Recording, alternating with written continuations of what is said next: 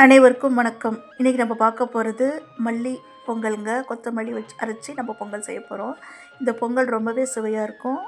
இது எப்படி செய்யலான்னு பார்க்கலாங்க. இந்த வீடியோ உங்களுக்கு பிடிச்சிருந்ததுன்னா ப்ளீஸ் லைக் பண்ணுங்கள், ஷேர் பண்ணுங்கள். என்னுடைய வீடியோவை லைக் பண்ணி ஷேர் பண்ணுங்கள் ப்ளீஸ். நீங்கள் கொடுக்குற லைக் கண்டிப்பாக எனக்கு மோட்டிவேட்டாக இருக்கும். So please like, share and subscribe my channel cook for my செல்லம். அரை கப்பு பச்சரிசி, அரை கப்பு பாசிப்பருப்பு நல்லா வாசம் வரலிக்கு வறுத்துட்டு ½ ஊற வச்சிடலாம். ஒரு கைப்பிடி புதினா, 2 கைப்பிடி கொத்தமல்லி, 3 பச்சை மிளகாய், ஒரு கைப்பிடி கருவேப்பிலை, கொஞ்சமாக தண்ணி ஊற்றி இதை நல்லா அரைச்சி எடுத்துட்டு வந்துடலாம். ½ ஊறின அரிசிக்கு அரை கப் அரிசி, அரை கப் பருப்பு, டோட்டலாக ஒரு கப் கணக்குக்கு வருது.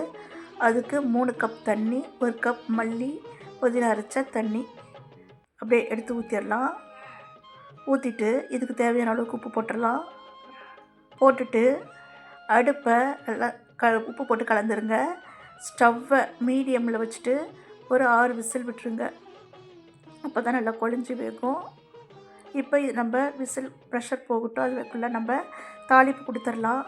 3 table spoon oil, 3 table spoon நெய். உங்களுக்கு ஃபுல்லாக நெய்யில் வேணா கூட நெய்யில் தாளிச்சுக்கோங்க. இதில் 1 டீஸ்பூன் மிளகு நல்லா பொடிச்சிட்டு சேர்த்துருக்குறேன். 1 டீஸ்பூன் ஜீரகம். மிளகை 1க்கு 2 நல்லா தட்டிக்கோங்க. அப்போ தான் எடுத்து போட மாட்டாங்க. 2 இன்ச் அளவுக்கு இஞ்சி திருவி இருக்கிற ஒரு கைப்பிடி ஃபுல்லாக கருவேப்பிலை போடுங்க. அப்போ தான் டேஸ்ட்டாக இருக்கும். 10 முந்திரி பருப்பை சேர்த்துருக்கேன். சேர்த்துட்டு நல்லா கலந்து விடுங்க. அடுப்பு சிம்மில் இருக்கட்டும். பொறுமையாக எல்லாம் மொறுன்னு வரட்டும். அது வரைக்கும் வெயிட் பண்ணலாம். இப்போது எடுத்து வச்சிட்டோங்க. தாளிப்பை பொங்கல் ஓப்பன் பண்ணிட்டோம். இதில் நான் பெருங்காய தண்ணி ஊற்றிருக்கிறேங்க.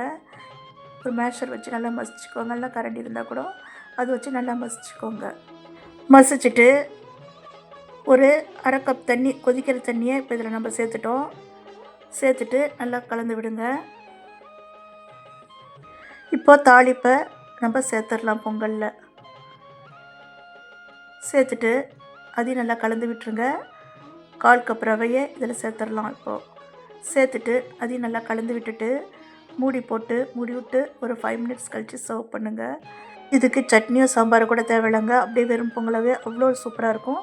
இல்லைன்னா நீங்கள் தேங்காய் சட்னி வச்சு சர்வ் பண்ணுங்கள், இல்லை சாம்பார் வச்சு சர்வ் பண்ணுங்கள். நன்றி, வணக்கம்.